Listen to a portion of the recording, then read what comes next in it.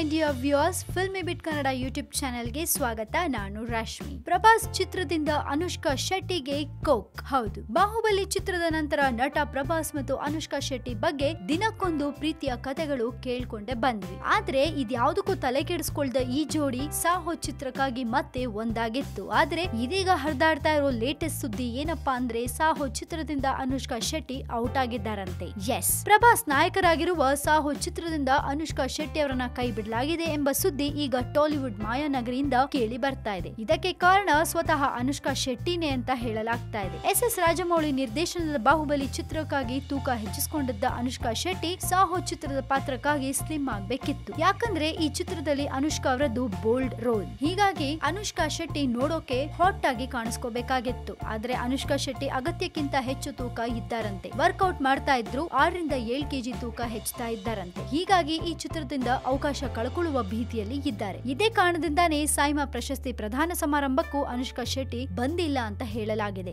ಈಗಾಗಲೇ ಸಾಹೋ ಚಿತ್ರದ ಟೀಸರ್ ಬಿಡುಗಡೆಯಾಗಿದ್ದು ಚಿತ್ರದ ಶೂಟಿಂಗ್ ನಡೀತಾ ಇದೆ. ಆದ್ರೆ ಅಂತಿಮ ಕ್ಷಣದಲ್ಲಿ ನಾಯಕಿಯನ್ನ ಬದಲಾಯಿಸುವ ಯೋಚನೆಯಲ್ಲಿದೆಯಂತೆ ಚಿತ್ರತಂಡ. ಒಂದ್ ವೇಳೆ ಅನುಷ್ಕಾ ಶೆಟ್ಟಿ ಸಾಹೋ ಚಿತ್ರದಿಂದ ಹೊರಗೆ ಬಂದದ್ದೇ ಆದ್ರೆ ಅದಕ್ಕೆ ತೂಕನೇ ಕಾರಣವಾಗಲಿದೆ. ಸೊ ಸಾಹೋ ಚಿತ್ರದಲ್ಲಿ ಅನುಷ್ಕಾ ಶೆಟ್ಟಿ ಏನೋ ಔಟ್ ಆಗ್ತಾರೆ ಅಂತ ಒಂದು ಸುದ್ದಿ ಬಂತು. ಬಟ್ ಇದೇ ಸಾಹೋ ಚಿತ್ರಕ್ಕೆ ನಾಯಕಿಯಾಗಿ ಯಾರು ಬರ್ತಾರೆ, ಇದೊಂದು ಕ್ಯೂರಿಯಾಸಿಟಿ ಹುಟ್ಟಿಸುವಂತ ಪ್ರಶ್ನೆ. ಎನಿವೇಸ್, ಇದ್ರ ಬಗೆಗಿನ ಅಪ್ಡೇಟ್ಸ್ ಅಂಡ್ ಇನ್ನಷ್ಟು ಫಿಲ್ಮಿ ಸುದ್ದಿಗಳಿಗೆ ನೀವೇನ್ ಮಾಡ್ಬೇಕು, ವೆರಿ ಸಿಂಪಲ್, ಸಬ್ಸ್ಕ್ರೈಬ್ ಮಾಡಿ ನಮ್ಮ ಫಿಲ್ಮಿ ಬಿಟ್ ಕನ್ನಡ ಯೂಟ್ಯೂಬ್ ಚಾನೆಲ್. ಜೊತೆಗೆ ಈ ನಮ್ಮ ವಿಡಿಯೋ ನಿಮ್ಗೆ ಇಷ್ಟವಾದಲ್ಲಿ ದಯವಿಟ್ಟು ಶೇರ್ ಮಾಡಿ, ಲೈಕ್ ಕೂಡ ಮಾಡಿ.